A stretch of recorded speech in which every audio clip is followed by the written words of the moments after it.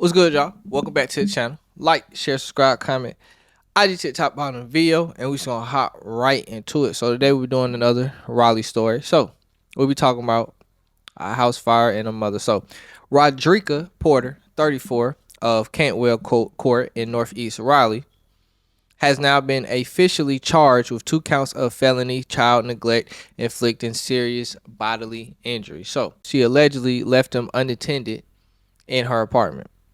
So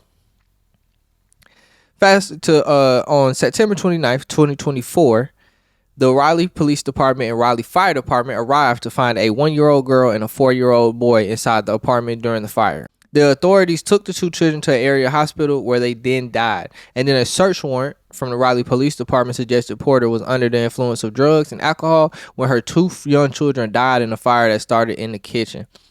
So, according to the warrant, the mother was heating a pan with oil to cook pork chops but fell asleep with the stove still hot. The warrant states a grease fire started in the kitchen and the mother was awakened by smoke, finding her 2 children on the floor. It then states she grabbed her children, went outside and screamed for help and knocked at neighbor's door, and then 911 was called. She then denied taking drugs and medication at the scene, but a social worker at the hospital told police the woman tested positive for fentanyl, cocaine, and marijuana and smelled like alcohol.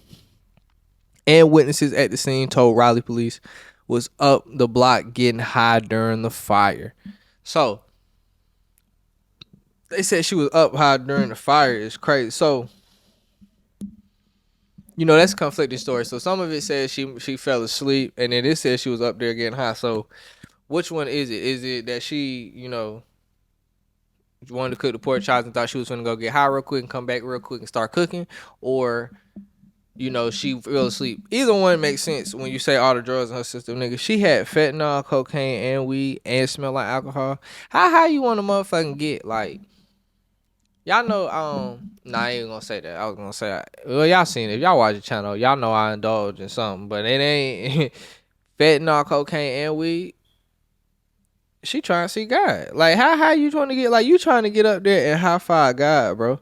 Imagine that, bro. And then now your 1-year-old and 4-year-old children had to suffer from it. So let's see how many times 2 counts of felony child. Okay, so looking at it, it looks like under these circumstances she would be charged in a Class C felony, because the Class C felony says if the serious physical injury results in permanent or protracted loss or impairment of any mental or emotional function of the child, the offense can be elevated to a Class C felony. Obviously, we know both of the children passed away, so it's permanent, and there was impairment. Oh, no, it says impairment of the mental of the function of the child, so never mind, that doesn't apply. But obviously, it says permanent or protracted loss, and that's obvious. So a Class C felony in North Carolina can get you a maximum sentence of 231 months, which is 19 years and 3 months. That's damn. And then hold on, and then what's the minimum? The minimum of a Class C is 3 years. So obviously she has 2 counts of this. So either they could ship her up the road for damn near 40 years, or she could get 6. Or a range of 6 to 40 is pretty wide.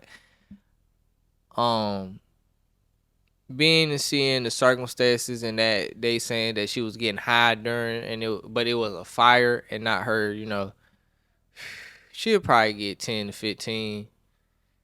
That means she'll get out when she like from 45 to 50. I mean, it's still gonna be a hard knock life. You lost 2 of your children, had to serve time from it, but damn, I ain't gonna lie, it ain't no.